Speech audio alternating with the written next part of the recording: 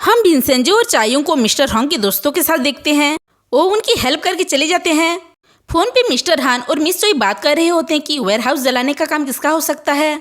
यहाँ घर पर हान स्यू जोन्यू से कहता है कि वो उसे एक मौका दे, वह उस गुनहगार को ढूंढ के निकालेगा।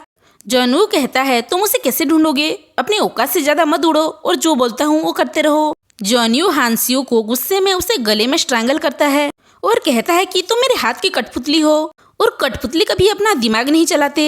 हान स्यू कहता है कि वो समझ गया है। जोन्यू कहता है तुम कहोगे कि आग लगने की वजह इलेक्ट्रिकल ओवरहीटिंग है, ना कि किसी ने आग लगाई है। और बुजान लॉ फार्म से भी यही कहना कि हादसा था। हान स्यू जाते हुए कहता है अच्छा है मैं एक कठपुतली हूँ, कभी भी डोर काट सकता हूँ। यहाँ भिनसेंजो और चायोंग अपनी जीत ड्रिंक्स के साथ सेलिब्रेट कर रहे होते हैं। चायोंग कहती है जोश के साथ होश भी जरूरी होता है, अगर हम इसी तरह पटाखा फोड़ते रहे तो हमें जल्द ही पकड़ लेंगे। भिनसेंजो कहता है इसीलिए हमें तरीका बदलना पड़ेगा, हम नियम और कानून के माहिर हैं। चायोंग कहती है कानून के खेल में वो हमसे ज्यादा माहिर हैं। भिनसेंजो कहता है उनके ही खेल में अगर हम उन्हें हरा दें तो तभी तो जीत का मजा आएगा। चायोंग कहती है पर तुम कोरिया में वकालत नहीं कर सकते। भिनसेंजो कहता है पर तुम तो कर सकती हो। चायोंग कहती है ताकि दुश्मन का हर हमला मुझ पर हो, मैं हर खतरा उठाऊंगी। भिनसेंजो कहता है मैं छुपा रहूंगा तभी तो वार कर पाऊंगा। चायोंग कहती है बाबिल के सारे काले कारनामों के बारे में सबसे ज्यादा मैं जानती हूँ। बाबिल के सब्सिडरी कंपनी की वजह से वो टॉप पे है और ये कंपनी बाबिल केमिकल होता है। दोनों ही बाबिल फार्मास्यूटिकल के बाद बाबिल केमिकल को बर्बाद करना चाहते हैं। हम प्लाजा में मोंग के दोस्त को देखते हैं जो कि उससे मिलने आया था और वो बाबिल केमिकल में काम करता है। जब दोनों खाना खा रहे थे उसके दोस्त के नाक से खून निकलने लगता है। ये देख मोंग कहता है तुम काफी बीमार लग रहे हो और तुम्हारा वजन भी कम हो गया है। उसका दोस्त कहता है टेंशन मत लो मैं ठीक हूँ। जिम में हान स्यू को बहाने से भिनसेंजो मिलता है, पूछता है आप हान स्यू हो ना, मैं आपका बहुत बड़ा फैन हूँ। उसके पास बैठकर वो उसकी तारीफ करता है और कुछ राइटर का नाम लेता है। पूछता है क्या आपने उनकी किताब पढ़ी है। हान स्यू बढ़ाई करता हुआ हाँ कहता है। भिनसेंजो पूछता है सुना है कल बाबिल फार्मास्यूटिकल में आग लग गई, मीडिया से सुना था। ये सुन हान स्यू कहता है ये सब झूठ है, वो बस एक हादसा था। भिनसेंजो को हान स्यू से बात कर पता चल जाता है कि उसके ऊपर भी कोई है और वो बाबिल का असली मालिक नहीं है। यहाँ जोन्यू और चायोंग बात कर रहे होते हैं। फोन पर जोन्यू पूछता है तुमने बाबिल में आग लगने की खबर सुनी है। चायोंग कहती है सुना है सारा मटेरियल जलकर राख हो गया है, जैसी करनी वैसी भरनी। चायोंग की बातें सुन जोन्यू को यकीन हो जाता है कि वो आग चायोंग ने लगाई थी। कहता है तुमने मुझे पनिश किया ना। कैफे में चायोंग भिनसेंजो से पूछती है तुम हान स्यू से मिलने क्यों गए थे। भिनसेंजो कहता है जंग से पहले दुश्मन को समझ लो तो समझो आधी जंग जीत ली। चायोंग पूछती है क्या पता चला तुम्हें। भिनसेंजो कहता है शायद वो बाबिल का असली मालिक नहीं है। चायोंग कहती है हाँ वैसे भी वो बहुत ज्यादा बेवकूफ लगता है, अगर वो असली मालिक नहीं तो असली मालिक कौन हो सकता है। भिनसेंजो कहता है असली को लाने का एक ही तरीका है। तब चायोंग कहती है नकली को हटा दो तो असली सामने आ जाएगा। हान स्यू असली चेयरमैन है या नहीं ये पता लगाने के लिए मैं उसे ऐसे निचोड़ूंगी जैसे कोई नींबू निचोड़ता है। लॉ फर्म में मिस्टर हान मिस चोई से कहते हैं कि मैंने भिनसेंजो के बारे में पता लगाया, वो बिल्कुल साफ सुथरा है। मिस चोई कहती है उसमें ऐसा कुछ तो है जो गड़बड़ है। फिर मिस चोई भिनसेंजो से मिलने प्लाजा आ जाती है। ऑफिस में मिस्टर हांग का असिस्टेंट मिस चोई को बेवकूफ बनाता है कि वो भिनसेंजो है, पर मिस चोई उस पर भरोसा नहीं करती और वहाँ से चली जाती है। जाते हुए वो चायोंग और भिनसेंजो को देखती है। चायोंग मिस चोई को सामने देख भिनसेंजो से पूछती है जब तुमने इसे धमकी दी थी तो आवाज बदली थी ना। भिनसेंजो कहता है नहीं। चायोंग पूछती है आप यहाँ क्या करने आई हैं। मिस चोई कहती है तुमसे मिलने आई हूँ। मिस चोई पूछती है क्या आप हैं भिनसेंजो कसानो। चायोंग कहती है हाँ यही है भिनसेंजो। आज वो बात नहीं कर सकते क्योंकि उनके गले में टॉन्सिल हो गया है। मिस चोई अपने आप को भिनसेंजो से इंट्रोड्यूस करती है। मिस चोई असिस्टेंट से पूछती है तुमने मुझे झूठ क्यों बोला। असिस्टेंट कहता है उसे एक्टिंग करने का शौक है। चायोंग पूछती है आप यहाँ क्यों आई हैं। मिस चोई कहती है तुमने लॉ फार्म शुरू की है उसकी बधाई देने आई थी और साथ ही उसके लिए एक प्लांट भी लाई थी। कहती है ये लॉ फार्म चलता रहे उसके लिए कोई बेवकूफ़ी मत करना और ना फड़फड़ाना। मिस चोई भिनसेंजो की आवाज़ सुनने की कोशिश करती है पर भिनसेंजो आवाज़ बदल कर कहता है। बुजान लॉ फर्म में हान स्यू आकर जोन्यू को प्रमोट कर देता है। मिस्टर हान कहते हैं आज से वो इंटर्न नहीं है बल्कि बुजान का पार्टनर है, उसे चायोंग का ऑफिस भी मिलेगा। मिस्टर हान सोचते हैं कि हान स्यू ने जोन्यू को क्यों प्रमोट किया है, प्लाजा में चायुंग एक रिपोर्ट दिखाती है जहां बाबिल कंपनी के विक्टिम्स की मौत ल्यूकीमिया की वजह से हो गई। विंसेंजो कहता है पर रिपोर्ट में तो मौत की वजह BLSD बताई गई है। चायुंग कहती है BLSD एक टाइप का ड्रग है जो बहुत खतरनाक है और वो अमेरिका में भी बैन है। विंसेंजो कहता है ये तो इंसान के इस्तेमाल के लिए खतरनाक है। चायुंग एक वकील का फोटो दिखाकर कहती है ये वकील जो विक्टिम की तरफ से लड़ रहा है बाबिल के खिलाफ, पर वो बुसान से मिला हुआ हो सकता है, इसीलिए वो विक्टिम्स की फैमिली को सेटलमेंट के लिए कह रहा है। चायुंग कहती है बाबिल के कब्जे में हॉस्पिटल, मीडिया और लॉ फर्म है। जो भी विक्टिम्स हॉस्पिटल जाते हैं वो उसका रिपोर्ट बदल देते हैं। मीडिया वाले विक्टिम्स के बारे में झूठी रिपोर्ट छापते हैं ताकि किसी को पता न चल सके, और बुसान लॉ फर्म उनका सेटलमेंट करता है। सब के सब बाबिल के जेब में है। ये सुन विंसेंजो कहता है हमें विक्टिम को रिप्रेजेंट करना चाहिए। असिस्टेंट कहता है अब बस 5 दिन बचे हैं केस में, अगर हम केस ले भी लें तो जीत नहीं पाएंगे। चायुंग कहती है पहले ही ट्रायल में वो हमें धो देंगे। कहती है वो झूठे वकील को केस से कैसे हटाए जो विक्टिम की तरफ से लड़ रहा है। फिर दोनों वकील से मिलने जाते हैं। कहते हैं वो केस छोड़ दे, पर वो नहीं मानता। विंसेंजो उसके ऑफिस में एक पेंटिंग देखता है जहाँ एक तरफ धूल और एक तरफ सांप था। ये देख वो उसकी खुफिया जगह जान लेता है। विंसेंजो कहता है अगर वो केस नहीं छोड़ेगा तो उसे ऐसी जगह पहुंचा देगा जहां कोई उसकी आवाज नहीं सुन पाएगा। वकील कहता है मेरा केस लेकर माल कमाना चाहते हो। चायुंग कहती है हम ये केस लड़ना चाहते हैं और जितना भी। जोन्यू हांस्यू को फोन कर कहता है आज ही रिपोर्टर लेकर बाबिल केमिकल चले जाओ और बोलो कि BLSD मार्केट में आने के लिए तैयार है। हांस्यू कहता है पर वो तो तैयार नहीं है। जोन्यू कहता है भले ही अंदर से कितनी खोखली हो बाहर से शानदार दिखाओ। विंसेंजो और चायुंग जब खाना खा रहे होते हैं, चायुंग कहती है वकील को केस से हटाना मुश्किल हो रहा है, मैं विक्टिम्स की फैमिली को 5 मिनट में समझा दूंगी। पर विंसेंजो उस पर भरोसा नहीं करता। फिर चायुंग विंसेंजो से बेट लगाती है कि वो क्लाइंट को समझा देगी, जो भी हारेगा उसे फिंगर फ्लिक्स करेंगे। विंसेंजो कहता है मैं किसी भी हालत में लड़कियों पर हाथ नहीं उठाता। चायुंग कहती है ये हाथ उठाना नहीं, शर्त हारने की सजा है। मैं हारी तो तुम मुझे मार लेना। विंसेंजो कहता है बिल्कुल नहीं, मैं अपनी जिंदगी अपने उसूलों पे जीता हूँ। फिर दोनों क्लाइंट से मिलने जाते हैं। वो रोते हुए उन्हें इमोशनल करने की कोशिश करती है, पर विक्टिम्स की फैमिली नहीं मानते। कहते हैं वो बाबिल के खिलाफ जीत नहीं सकते, उससे अच्छा है वो सेटलमेंट कर लें। बाबिल फार्मास्यूटिकल का केस देखने के बाद उन्होंने ये फैसला लिया है। कहते हैं उनका वकील मर गया क्योंकि उसने पैसे खाए थे। चायुंग कहती है हर खबर सच्ची नहीं होती। बाबिल के खिलाफ लड़ते हुए मरने वाले वकील मेरे पिता थे। मेरे डैड मर गए, इसका मतलब ये नहीं कि मैं भी केस छोड़ दूं। कहती है हम जीत सकते हैं, एक बार भरोसा करो। विक्टिम्स की फैमिली वाले कहते हैं वो कल सेटलमेंट का पेपर पे साइन कर देंगे। विंसेंजो कहता है आपको पता है आप क्यों केस नहीं जीत सकते? क्योंकि आपके पास हमारे जैसे वकील नहीं हैं। हम केस हारने के लिए नहीं लड़ते और ना ही थकते हैं और हमेशा जीत हासिल करते हैं। आप हमें नहीं छोड़ रहे बल्कि जीतने की आखिरी उम्मीद छोड़ रहे हैं। यहाँ हांस्यू बाबिल केमिकल आकर प्रेस से कहता है कि बाबिल का BLSD बाहर जल्द मार्केट में आने वाला है। जब वो हाथ मिलाने के लिए वारकर के पास आता है, मोंग की दोस्त की तबीयत खराब हो जाती है और वो खून की उल्टी हांस्यू पर कर देता है। वारकर की हालत देखकर भी वो सब हांस्यू को हॉस्पिटल ले जाते हैं, ना कि वारकर को। प्लाजा में मिस्टर पार्क और उसके गुंडे इटालियन रेस्टोरेंट में खाने आते हैं। खाते खाते वो बहाना बनाते हैं कि उनके खाने में लोहे का कील मिला है। ये देख मिस्टर हान कहते हैं तुम्हारे आने की वजह मैं पहले ही समझ गया था, तुम रेस्टोरेंट बंद करना चाहते हो ना। ये सुन मिस्टर पार्क के गुंडे मिस्टर हान को मारने आते हैं। तब तक विंसेंजो और चायुंग भी वहाँ आ जाते हैं। विंसेंजो कहता है पैसे दो और जाओ यहाँ से। मिस्टर पार्क विंसेंजो को देखकर डर जाता है, पर उसके गुंडे विंसेंजो से बहस करने लगते हैं। विंसेंजो उसे एक फिंगर फ्लिक मारता है तो उस गुंडे को कुछ दिखाई नहीं देता।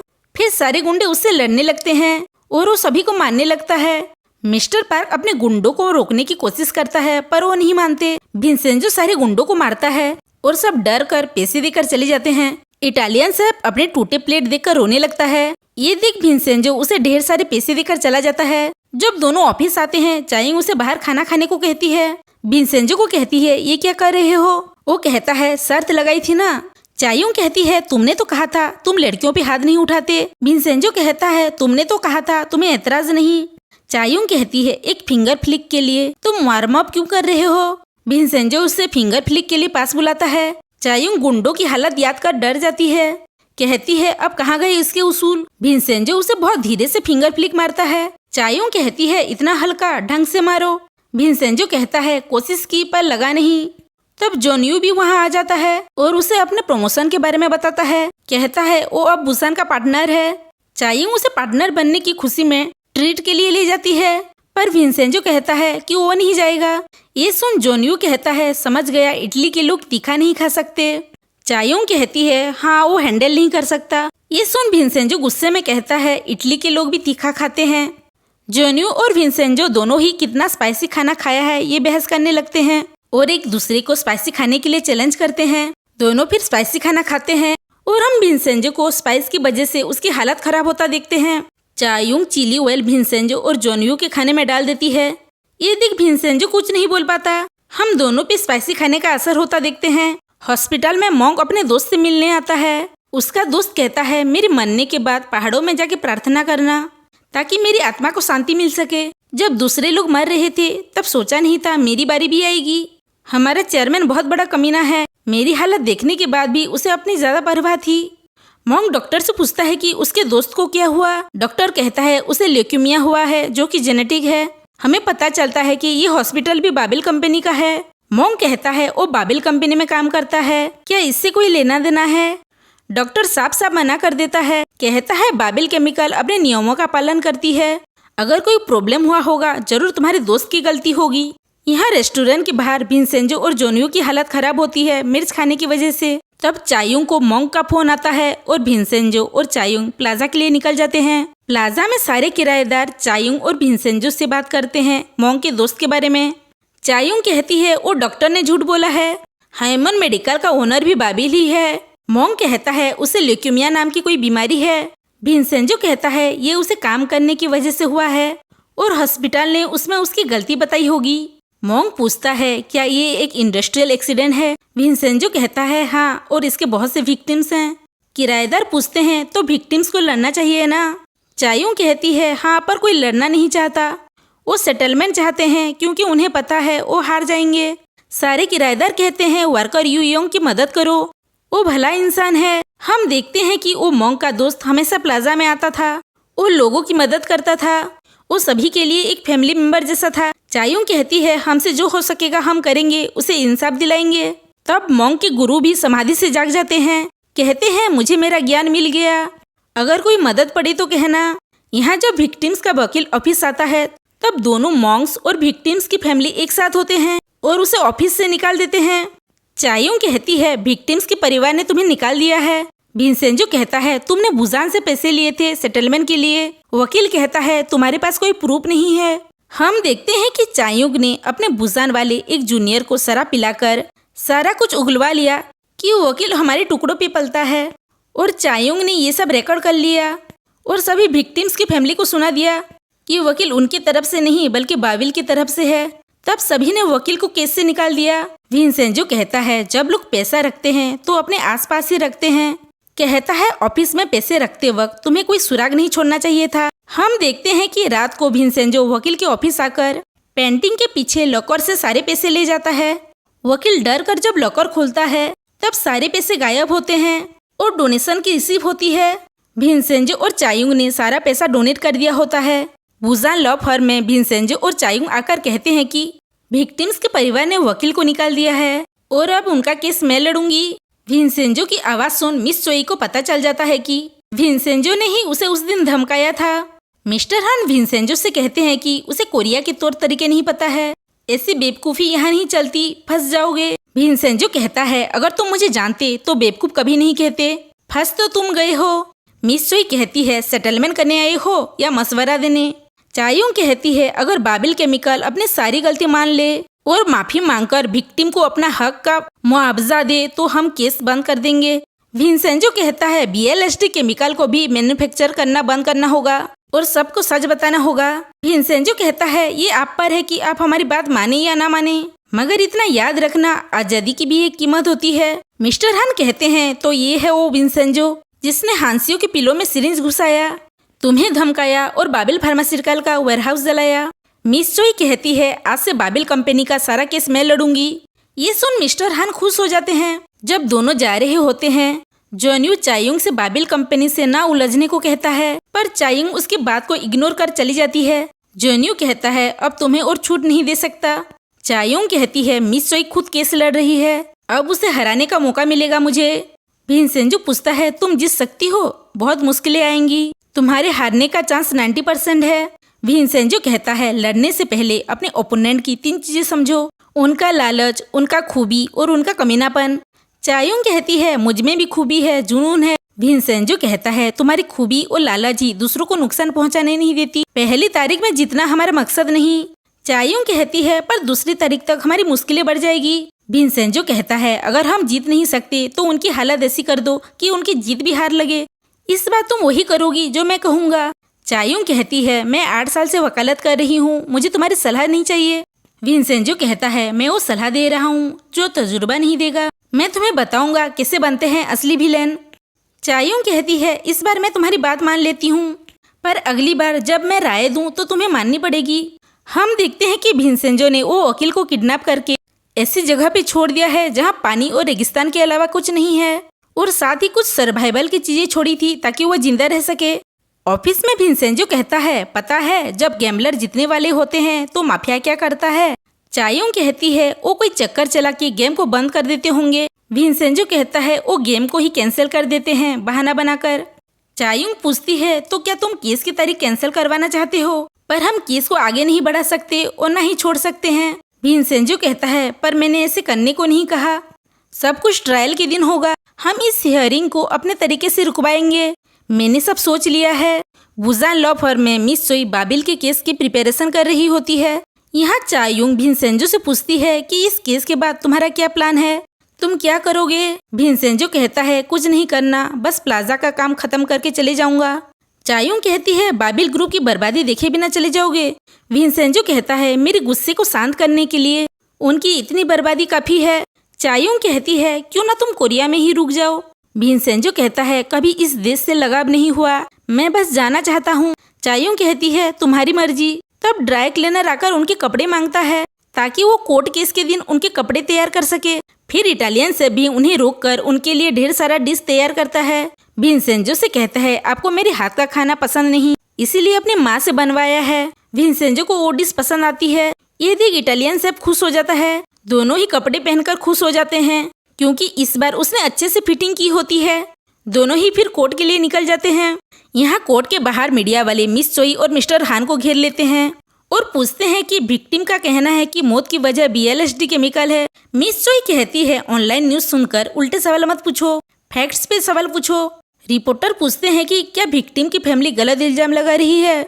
मिस चोई कहती है सिर्फ इसलिए कि वो लोग कमजोर हैं, आप उनके बात का भरोसा कर रहे हैं। कमजोर और गरीब हमेशा सही नहीं होते, वो अपनी गरीबी को हथियार बनाकर अमीरों को शैतान दिखाते हैं। तब भिनसेंजो और चायुंग एक लग्जरी गाड़ी में कोर्ट आते हैं और बड़े स्वैग से निकलते हैं। मीडिया को देख चायुंग कहती है वो चायुंग है विक्टिम की वकील, और उनके सामने पोज करने लगती है। फिर दोनों कोर्ट जाते हैं तो मीडिया उनके पीछे पीछे जाती है। भिनसेंजो कहता है सिर्फ एक शैतान ही शैतान को मार सकता है। मीडिया पूछती है क्या वो बाबिल कंपनी को शैतान कह रहे हैं। तब कोर्ट के बाहर सारे किराएदार आकर प्रदर्शन करते हैं बाबिल केमिकल के खिलाफ। एक डांसर एक अजीब डांस करता है बाबिल के खिलाफ, और सारे लोग कहते हैं कि बाबिल हमारी जान के साथ खेल रहा है। भिनसेंजो और चायुंग उन्हें देख थम्स अप करते हैं। कोर्ट जाते हुए चायुंग मिस चोई को आग मारकर कोर्ट जाती है।